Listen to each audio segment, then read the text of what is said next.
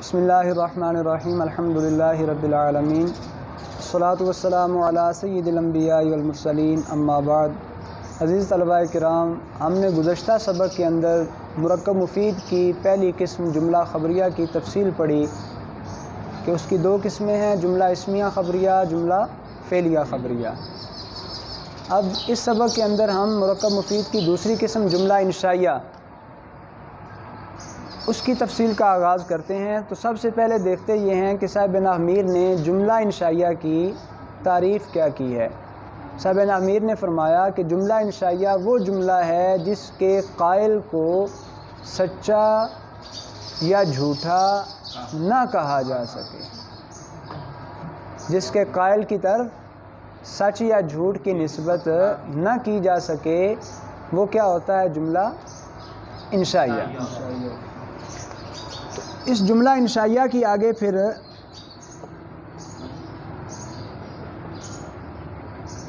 دس اقسام ہیں۔ کتنی اقسام ہیں جی؟ 10 اقسام ہیں۔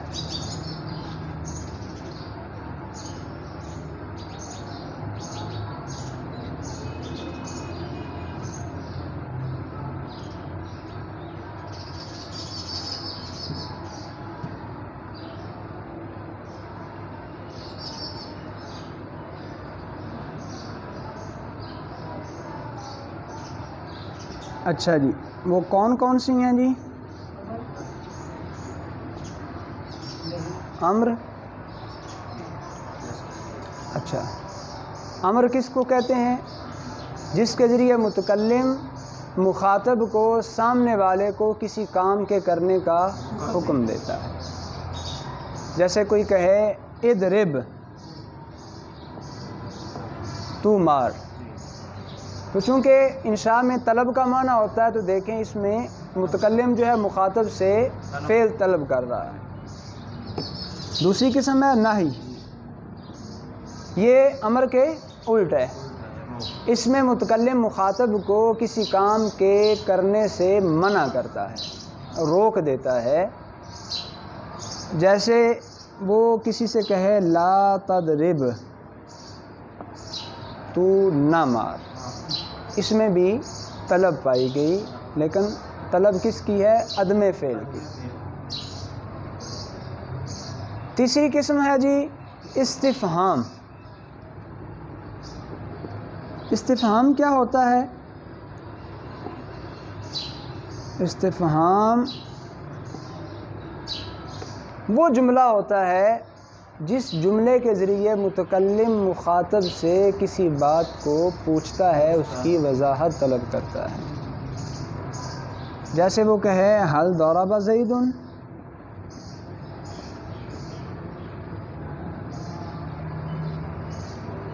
اس میں بھی طلب پائی گئی۔ چوتھی قسم ہے جی تمنی۔ تمنی وہ جملہ انشائیہ ہوتا ہے جس جملے کے ذریعے متکلم کسی آرزو کا اظہار کرتا ہے، چاہے وہ پوری ہو سکتی ہو یا نہ ہو سکتی ہو۔ جیسے وہ کہے لیت زیدن حاضر، کاش زید موجود ہوتا۔ پانچویں قسم ہے جی ترجی۔ ترجی وہ جملہ ہوتا ہے جس جملے کے ذریعے متکلم کسی توقع کا اظہار کرتا ہے، امید کا اظہار کرتا ہے، امر ممکن کا اظہار کرتا ہے۔ جیسے وہ کہے لعل امرا غائب۔ چھٹی قسم ہے عقود۔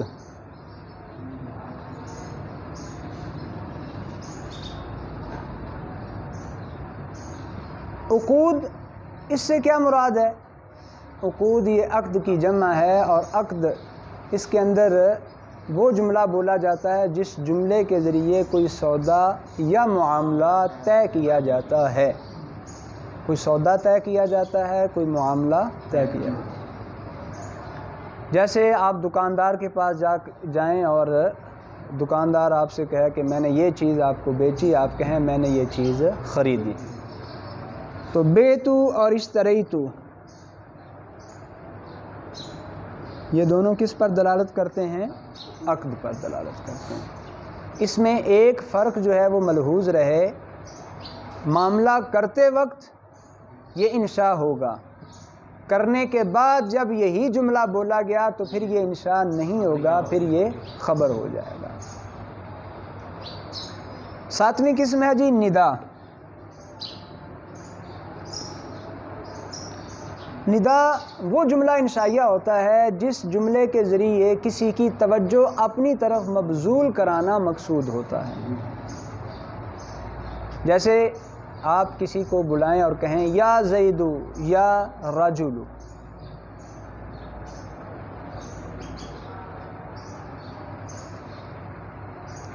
آٹھویں قسم عرض.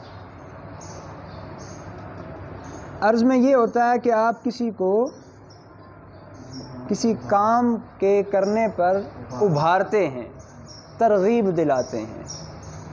جیسے آپ اپنے کسی عزیز کو کہیں، کسی دوست کو کہیں الا تنزل بنا فتصیبا،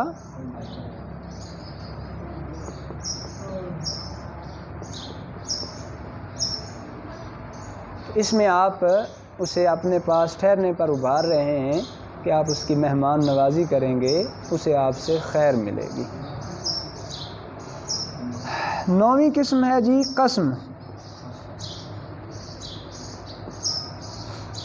قسم وہ جملہ انشائیہ ہوتا ہے جس جملے کے اندر انسان کسی محترم چیز کا ذکر کر کے اپنی بات کو پختہ کرتا ہے.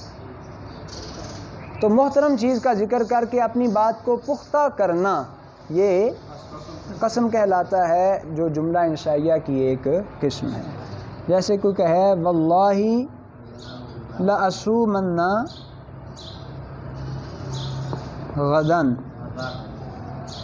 اللہ کی قسم میں صبح روزہ ضرور رکھوں گا. اور 10ویں قسم ہے جی تعجب. تعجب کا مطلب یہ ہوتا ہے آدمی نے کسی چیز کو دیکھا جس کا سبب مخفی تھا، اس مخفی سبب کی وجہ سے انسان پر جو حالت طاری ہوئی، چیز کو دیکھ کر اس حالت کو تعجب کہا جاتا ہے. اور اس حالت کے اظہار کے لیے جو جملہ بولا جاتا ہے وہ اسی تعجب پر دلالت کر رہا ہوتا ہے. تعجب وہ کیفیت ہوتی ہے جو کسی چیز کے مخفی سبب کی وجہ سے انسان پر طاری ہوتی ہے. اگر سبب ظاہر ہو جائے تو پھر تعجب جاتا رہتا ہے. تعجب کب تک ہوگا؟ جب تک سبب مخفی ہے. پھر اسی تعجب کا جس جملے کے ذریعے اظہار کیا جاتا ہے وہ جملہ انشاء کی ایک قسم ہے. جیسے ما احسنہ و احسن بہ. الحمدللہ یہاں تک ہم نے مرکب مفید کی دوسری قسم جملہ انشائیہ کی 10 اقسام کی تعریفات اور مثالیں بالتفصیل پڑھیں. اللہ رب العزت کی بارگاہ میں دعا ہے